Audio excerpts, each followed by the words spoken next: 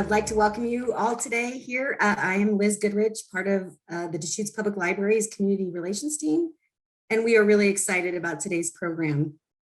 This program is made possible with support from Oregon Humanities, the National Endowment for the Humanities, the Andrew W. Mellon Foundation, and the Oregon Cultural Trust. It is my distinct pleasure to introduce Imbolo Mbue. She is the author of the New York Times bestseller, Behold the Dreamers, which won the Faulkner Award for fiction and was on Oprah's book club selection. The novel has been translated into 11 languages, adapted into an opera and a stage play, and optioned for a miniseries. A native of Limbe, Cameroon, and a graduate of Rutgers and Columbia University, she lives in New York. Please welcome Imbolo Mbue. Hi, Liz. Hi, this is so exciting. I'm really, really pleased. So thank you so much for being here today. This has been a long time coming. You were scheduled to come last spring, or maybe the summer, and then COVID made other plans for us. So we're really glad that we could make this work out a year later. And congratulations on the publication of this new novel, which is amazing. Thank you. Thank you. Yeah, so I just got a couple of questions for you, and hopefully we can just have a nice chat. And if people are inclined, they should put their questions for you in the Q&A. So this is such a recently published book that there may be people in the audience today who haven't read the book. I just finished it yesterday. So I'm just wondering if you can tell the audience just a little bit about the book. And I read in an interview that you started this book 17 years ago, prior to the publication of Behold the Dreamers that was such a hit. So tell me about that. What happened 17 years ago that made you start writing this book? But thank you again for having me, Liz. Thank you to everybody for being here. I had a dream of speaking in Bend, Oregon in person, and then COVID came and that didn't quite happen, but I am happy to still be here. So yes, my new book is called How Beautiful We Were. It is a story about what happened when a community, a small village in Africa, decided to fight against an American oil company that had been polluting their land for many years. It follows a group of children who were born in that village. And when the story starts, the village is very heavily polluted. The rivers are covered with toxic waste, the pipelines are spilling, the air is very dirty, and the children are getting sick and dying. And the oil company makes promises. When a novel starts, the oil company promises that things are going to get better, and then the things just don't get better. And so the villagers decide to take matters into their own hands. And when the story starts, the children are watching their parents fight this oil company, and over time, they become they take over the fight themselves. And one of the children, her name is Tula, she becomes the leader of this movement to bring the oil company to justice.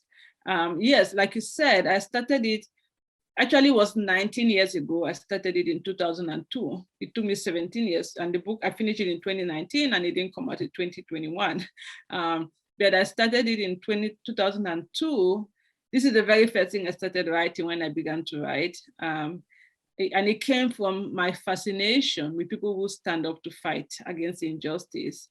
Ever since I was a child, I was very fascinated by revolutionaries and activists and protesters, and anybody who took a great risk in standing up and saying, enough is enough, I'm going to change the system.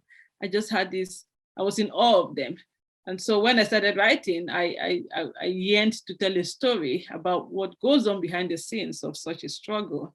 And I started the novel. I spent about 9 years writing it. And I really didn't know where the story was going to go. I just spent all this time writing it. And then one day I got inspiration to write Behold the Dreamers. So I got an inspiration to write the story about two families in New York City and what happened, how the financial crisis affected their lives. So I put this novel aside to write Behold the Dreamers. And then when Behold the Dreamers came out, I was very, I knew that I had to finish what I started first. So I went back to it in 2016, and it took me 3 more years to finish it. And and it was supposed to come out last year, and then again pandemic happened, and it just came out 2 weeks ago on Tuesday. So I'm wondering, I mean, that is so interesting, the intersection between these two novels. Do they speak to each other, Behold the Dreamers and your new novel? What's the relationship between those two books? Yeah, well, is there one? Well, yeah, there is a lot. I think both dreams have dreams. Both novels have dreams at their core, right? Behold the Dreamers is about, among many things, the American dream, right? It's about immigrants coming here and really believing in the American dream. It's about people who have achieved the American dream trying to hold on to that dream as well. This novel is a different sort of dream, right? The characters in this book just have a dream of living in a clean environment. They just want to be left alone, to live on their ancestral land. So they don't have, any kind of big ask, right? They were there on that land before the oil company came. And so their big dream is that they be left alone to live in their environment. Both of the novels also have to do with power. Behold the Dreamers had a lot to do with power dynamics. It has, one family was an immigrant working class family, the other family was a wealthy white family, and there was all this interplay of power and the power dynamics shifting, because there was one family was dependent on another, but there was also ways in which that dependency changed. So there was quite a lot of power plays going there. And this novel also has a lot to do with power. It is about a community that realizes that they are indeed powerful, because for a long time they just let this oil company poison their land, because what could you do? I mean, how does one small community fight against a multinational? But when the story starts, somebody in the village, somebody in the community sort of awakens them to realize that they do have what it takes to fight this oil company. Now, of course, I'm not going to tell you what happened, how that fight goes. Yeah, don't tell us. No, you have to read the whole thing to find out how it goes. But I can tell you that it's a struggle that lasts 40 years. And it comes, and both sides, the oil company and the villagers, they all, the struggle takes a toll on everybody, pretty much everybody involved. Yeah, it's interesting because when you talk about the struggle, and to me, in your new novel, the struggle really is about economics versus people and the environment. Mm-hmm. And the tension that you create between economics and money and people mm-hmm. is really interesting. And when I read that you'd started this book so many years ago, that was obviously on your mind then, and it's still an important thing to think about now. So I'm wondering what you're hoping that readers will take away from the way you interrogate this relationship between economics and the environment / people. Right. Yeah, I mean, it's like any work of art, right? It's open to interpretation. I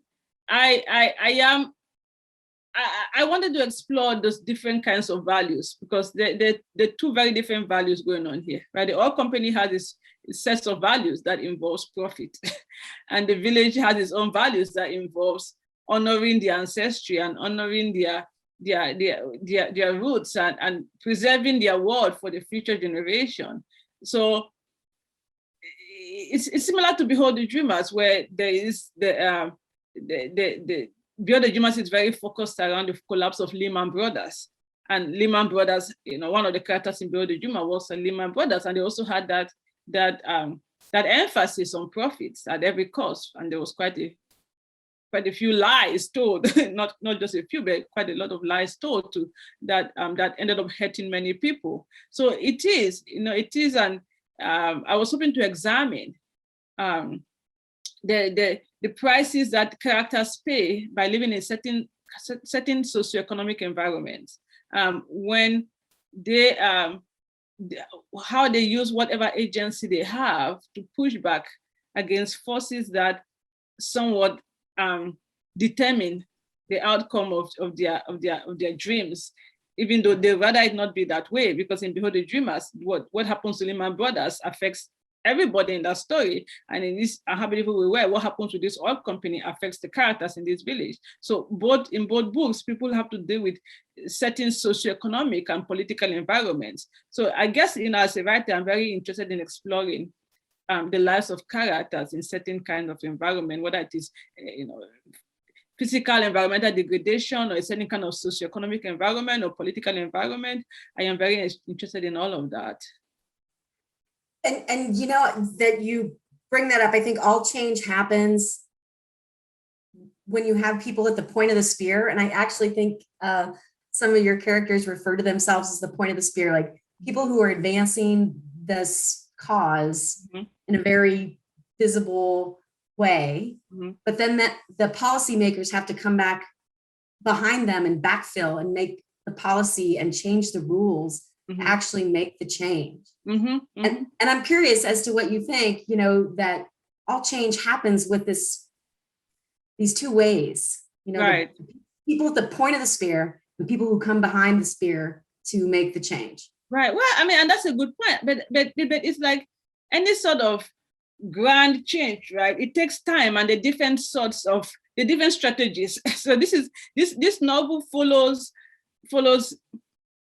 this struggle for many years, and the people who use, like you said, they actually ride in front, and the other people who think let's come from a different point of view, right? Let's try another strategy, and that is why the struggle goes on for so long. Because if you think about many movements across time, whether it's the women's rights movement, the civil rights movement, or other movements, it wasn't just a one-time event, right? All the changes, it took time, and they had many different characters, and some people came to it with their own agenda. People had strange motives, but whatever it is, all these movements, they took a lot of time and sacrifice and effort for generations for anything to really happen. And so I looked at a lot of movements as inspiration for the struggle that the villagers go through. I looked at the anti-apartheid movement in South Africa. I looked at the women's rights movement. I looked at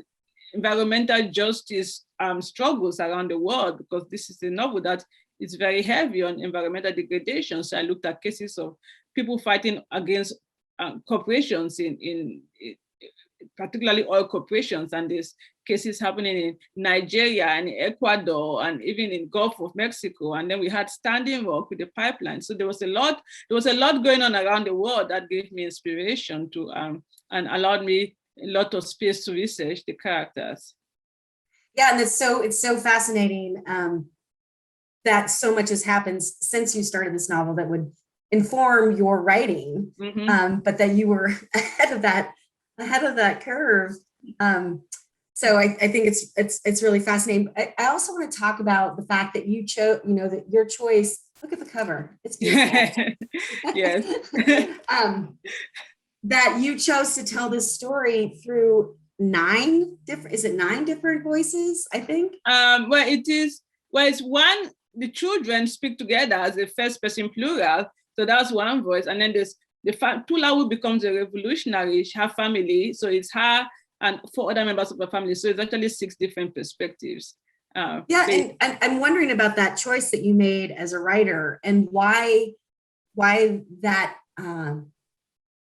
fleshes out and explores the story more thoroughly. I found it really rewarding to get in the head of these characters. I knew their first person experience. And I'm wondering about the choice that you made there. Yeah, so it was important to me that, because there's so much going on in this story, right? There's a whole community fighting, right? But then there's also individuals.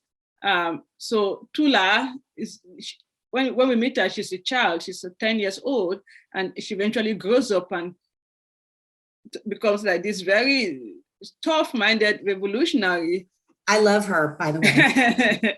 Yeah, she's a force of nature. She was very much modeled, after a lot of real-life revolutionaries. So if you admire the Dr. Kings and Mandelas and Malcolm X, it's because, because, I really looked at those guys and saw what was so wonderful about them and so special, and I used them to create Tula. But so it was important to me that I tell the story not only of Tula, but also of the community as a whole. And but not only just the community, but also the history of that community, what they have going on for them, and why they are fighting so hard.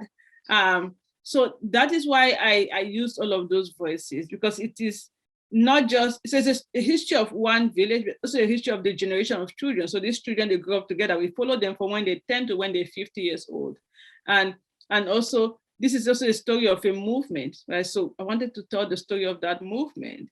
And this is also the story of a family, because Tula's family was very involved in this fight. So I had to tell the story of that family, which is why I go to Tula's grandfather and grandmother and a father and a mother and uncle to show the whole scope of it. Because I think it was important to me that the reader really understand what is at stake here and how people came to their different ways of seeing the world, and how they came about deciding that this is the best way to fight this oil company, or this is the wrong way to fight this oil company.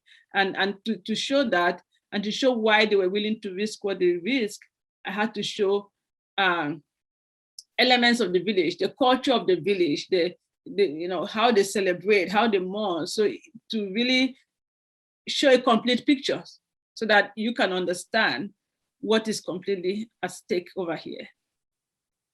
Yeah, there was so much mourning, so much sadness and loss in that village. I mean, you treated it so beautifully, but it was so sad. There was so much loss. Yeah, so, but there was also lots of joy. It was pointed me that also showed that there were weddings and people going out on dates and women sitting around gossiping, right? So it was, this is a village that is fighting against an oil company, but they're also living their life. The children still get around and play in the evening after school, and young men meet together to smoke, after a long day of working in the farm or hunting. Like, it wasn't just, it was important to me, and my editor said this to me. He was like, it's, yes, they might be fighting, and this is a brutal fight, right? I mean, nobody fights an oil company and expects it to be easy. You cannot expect to fight a multinational and not pay a heavy price, but you also live your life in the process. So I ultimately had to find that balance where I showed them living their life while also showing them being very just somewhat consumed with this fight. Yeah. So I just a couple of follow-up questions about Tula, who I just was enamored with.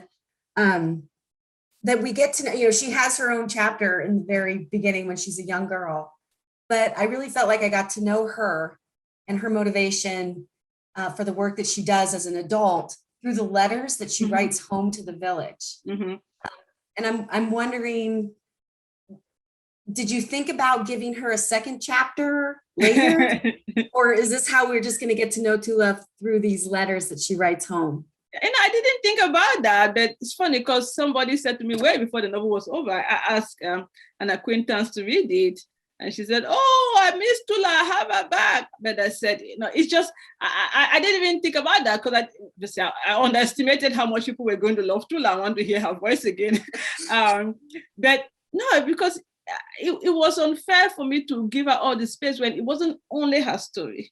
It was also her family's story. It was also her village's story. It was also the story of this struggle. So I just thought that it was fair. But then she was a leader, right? The whole thing revolves around her because she becomes the leader. She only really takes this fight to another level.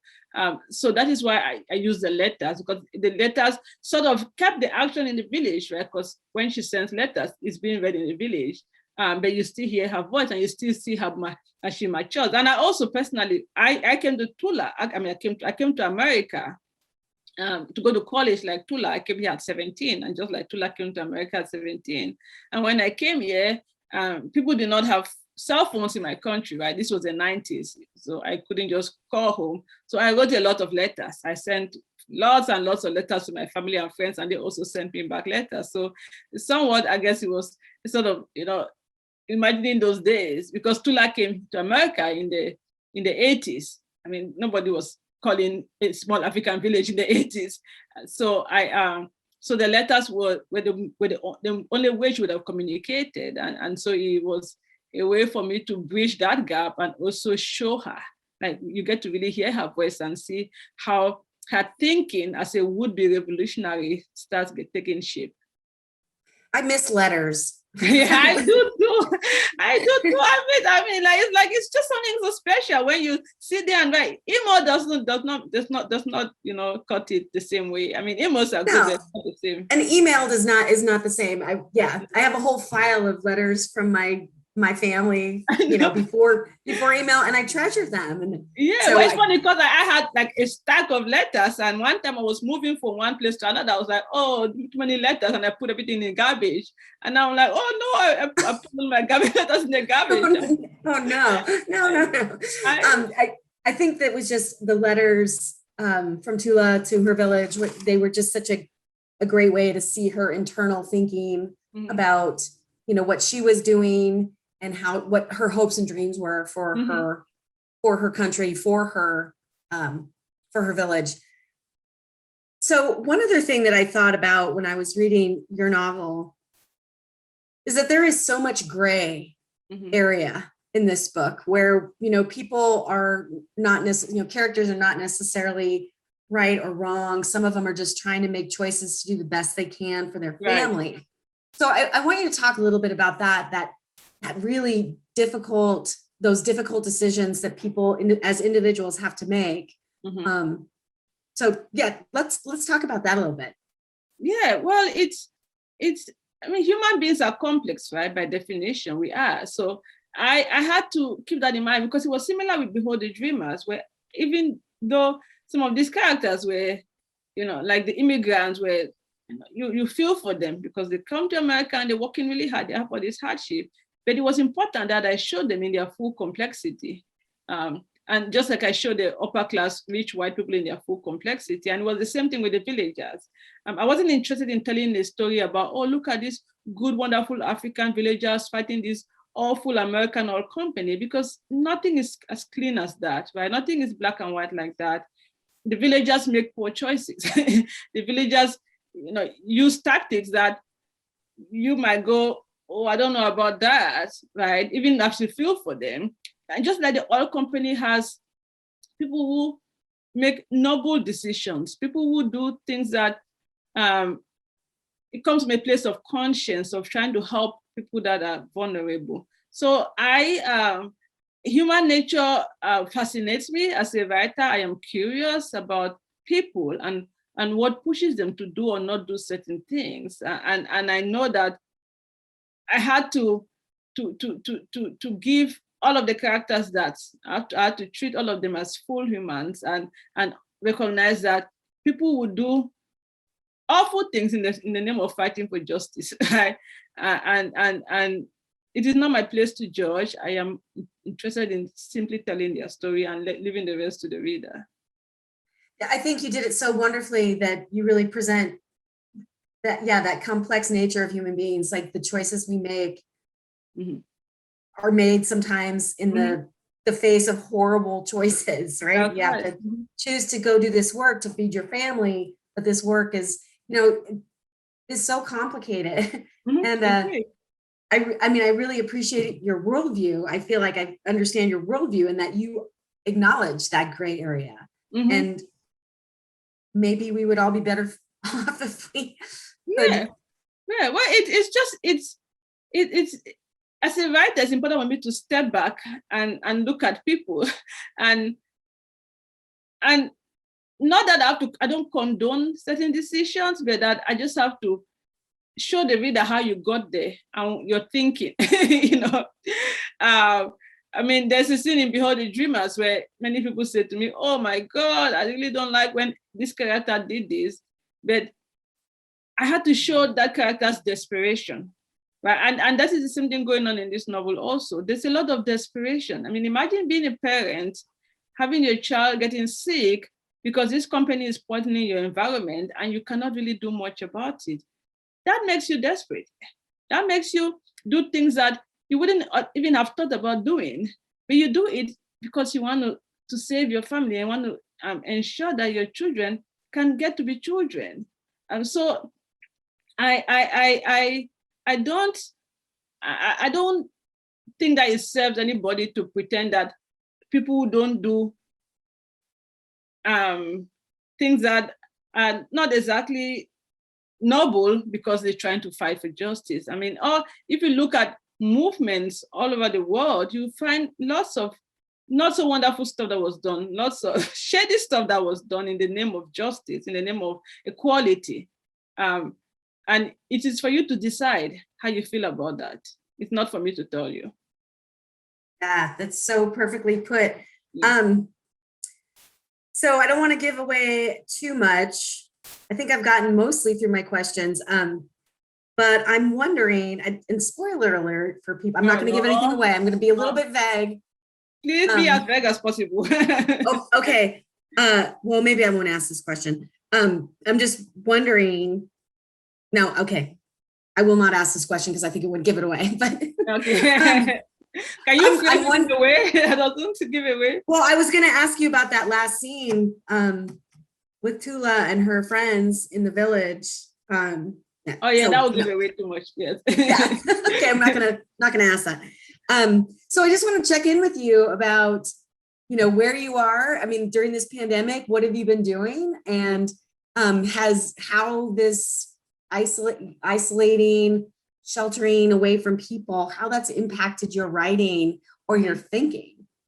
Yeah, so I live in New York City for the most part. I was there up to up to last summer, and then before the pandemic, I'd been thinking that I would like a break from city living because I lived in Manhattan for so many years, and I was beginning to feel like it would be nice to see what life outside of Manhattan is like, at least to live somewhere else. And then the pandemic happened, and so I said to myself, well, this is a good chance to leave for a little bit. So I am temporarily, I think, living in the Hudson Valley, which is about 2 hours outside of New York City. It's a countryside, so it's big open skies and probably not very different from you over there. There's big open skies and birds and hills. And when I moved there, I was besides myself because I just living in Manhattan. I didn't exactly hear birds. I didn't exactly see big open skies. But yeah, it's been good. I mean, my book was moved. My book was supposed to come out in June, and then we moved it to March. It just came out 12 days ago. So I didn't have to do any work with the book because the book was already finished. It was finished since 2019. So I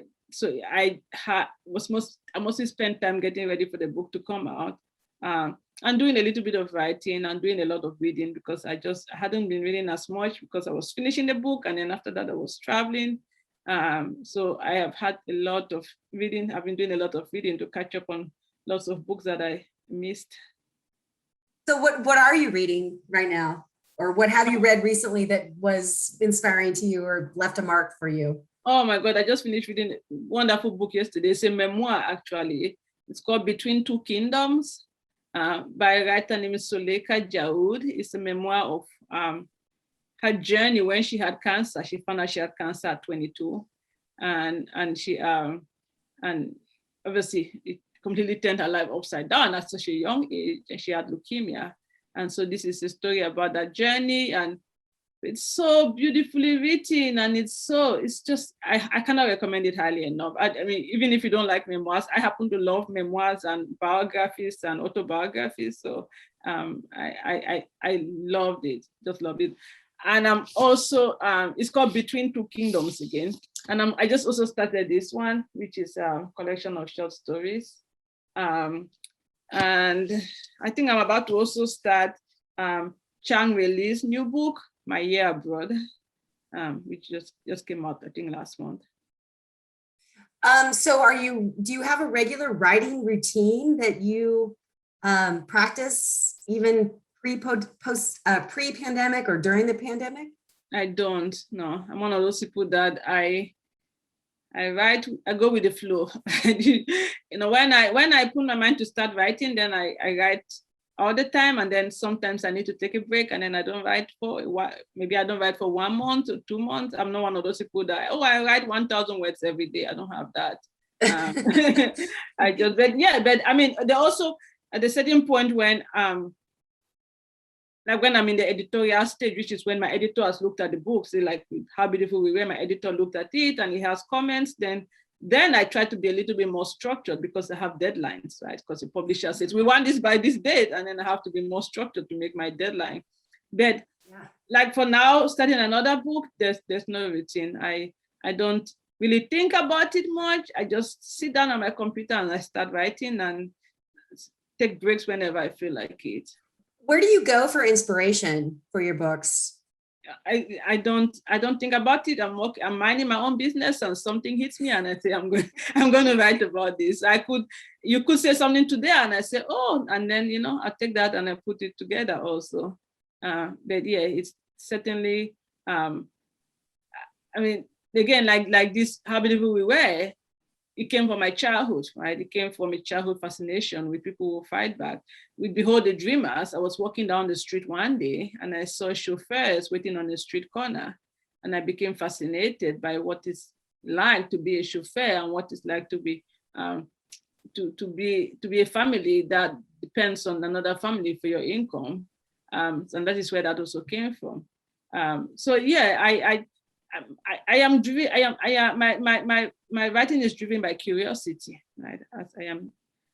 As a human being, I am very curious. So I walk with my eyes and ears very open to the world, and I absorb a lot. I mean, this story is an example of that. I absorb so much that happened in the past many years around me in the world, in America. So, and somehow they all found a way into my book without me actually thinking, oh, what should I write? I just absorb it and it comes out. So I think I have one, I see a couple of questions coming in through the chat, which is awesome. But I'm wondering, just sort of wrapping up this conversation, are you optimistic about the struggles that, struggles for justice, struggles for environmental justice? Are you optimistic about the struggles that we as human beings are engaged in? Well, this novel is very much about hope, and no matter how it is interpreted, I wrote it from a place of fascination with people who have a great capacity to hope, right? People really, because when you look at some of the greatest revolutionaries of the 20th century, the Malcolm X and Mandela and Dr. King, these were people who had incredible amount of hope. They wouldn't really do what they wouldn't have done what they did. They wouldn't have made that kind of sacrifice that they made, even risking their own lives. They did not believe that things were going to get better. And as a person, I also, I'm a hopeful person. And I think that's the changes that we want might not happen in our lifetime. Right? What we hope to see might not happen for another generation or two, but in our lifetimes, the least we can do is do our part. And I am writing this book certainly made me very aware and conscious of issues like environmental justice that even though I was always aware of as a child, it definitely is much more at the forefront of my mind right now. Yeah, it's we have a lot going on. Yes.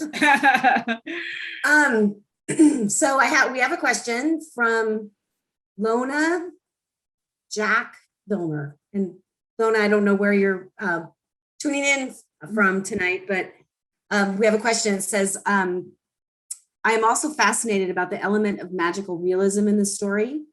Although the villagers seem to have the capacity to envision and see beyond their reality, they are unable to combat the forces of the oil company. What is the role of magical realism, traditional beliefs in this story? Yeah, well, I know Lona, and she's coming from New York. Oh, that's what she's like, Brooklyn, New York. Yes. Hi, Lona. Yeah, Lona is a fellow writer. She lives in New York. Yeah, so that and you could call it magical realism. I think of it more as supernaturalism, because I think this village is a place where there's a great deal of acceptance of the supernatural, right? Which is not unlike my childhood. I grew up in a place where we had events that happened that you can't exactly have scientific explanation for them. And many people just accepted it that these things just happen. So there was a sort of a thin line between the natural and the supernatural. And that is what these villages, in a much greater extent than the one what I grew up around. But I wanted to recognize places like that, and also places that have a strong sense of spiritual awareness, because the villagers, they have this spirituality where they have the spirits and they're connected to the spirit through their ancestors, and they believe that when they die, they're going to go and be together with their ancestors and the spirits. And there's also the element where the Christian missionaries come to try to change their mind about that don't believe that, you're going to go to hell, and they refuse to believe that. So it is, again, it was about painting a complete picture, right? And even looking at how they try to use that their sort of supernatural powers in fighting this oil company. And I won't say what happens with that, but they use all that they have at their disposal, including the supernatural powers. But yes, I grew up in a place where believing the supernatural wasn't uncommon, and so it made sense to me that the village should be such a place. Yeah, their faith, their spirituality, really, you really wrote that in a very strong way. And I guess I hadn't thought of it as magical realism. I just thought of it as that's their spiritual path. Right. But it's all about perspectives, right? I mean, it's when I came to America, that's when I discovered, Toni Morrison and Gabriel Garcia Marquez, who use a lot of magical realism. And I was like, but I never heard of magical realism, but it did somewhat remind me of supernatural events also that I grew up hearing about happening. So supernaturalism, magical realism, I think is all the same thing. It's just that maybe magical realism is seen as being not so real, but supernaturalism, people who actually experience it believe that it actually happened, right? So it's very real to them. Yeah.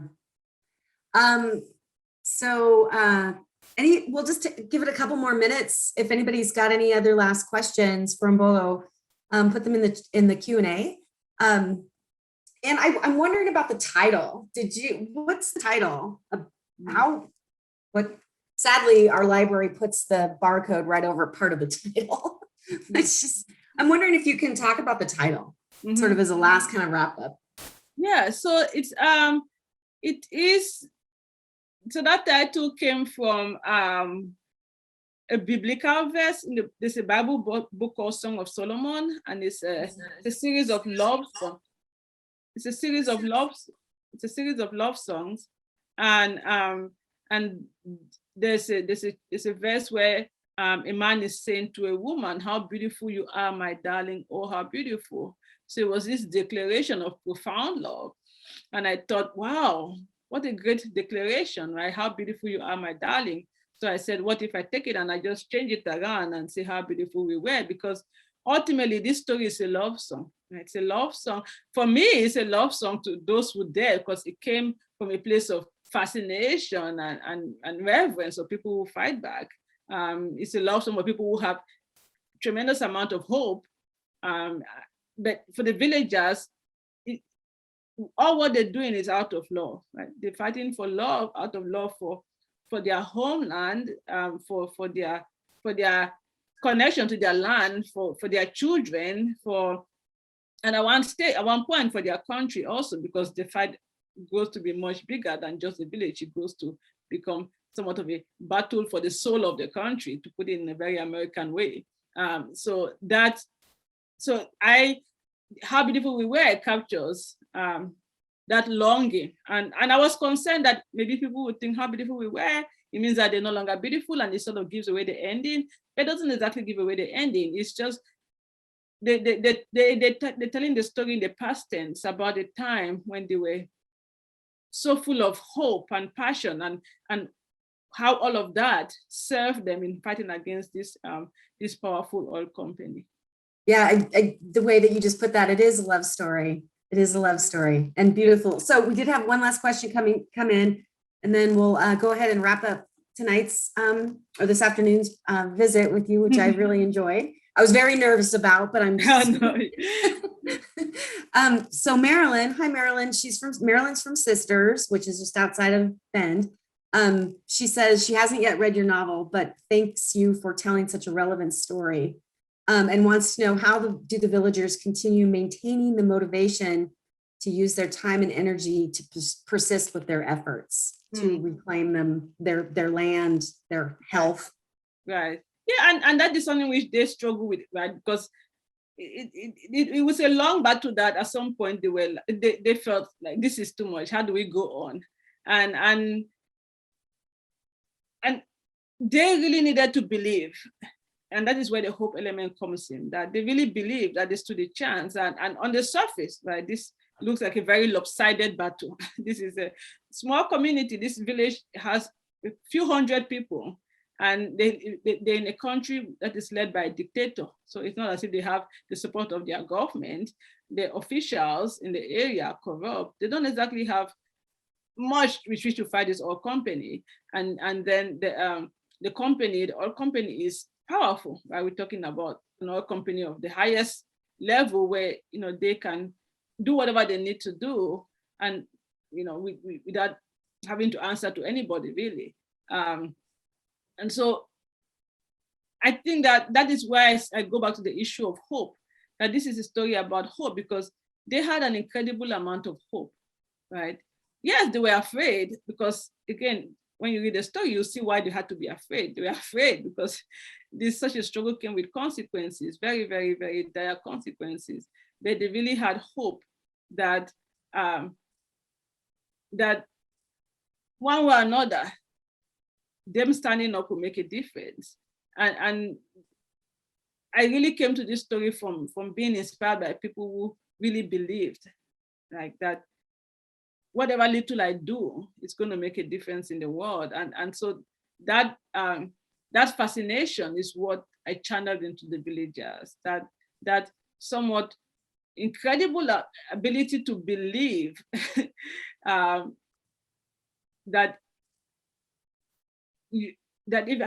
no matter how much how much the odds are stacked against you, that maybe not in your generation, but maybe in the next generation and the one after that, you're going to get justice.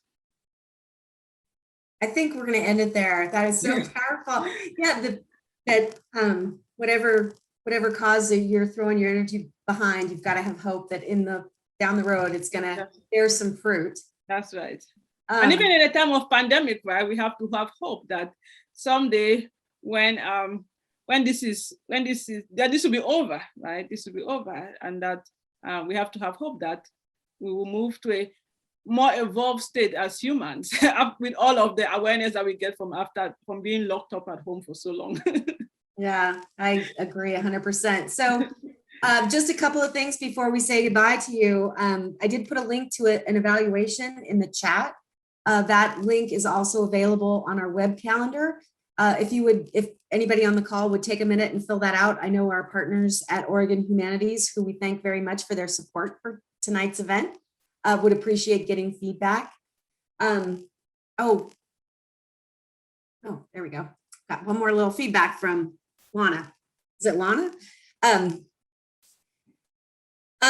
also, the book is available for checkout from the library. It's also available at our local bookstores. And maybe in the future, when things open back up and you're traveling again, you'll come visit us in person. I would love to stop by someday. Thank you so much for having me. Yeah. Good night, everybody. Thanks for joining us. Goodbye.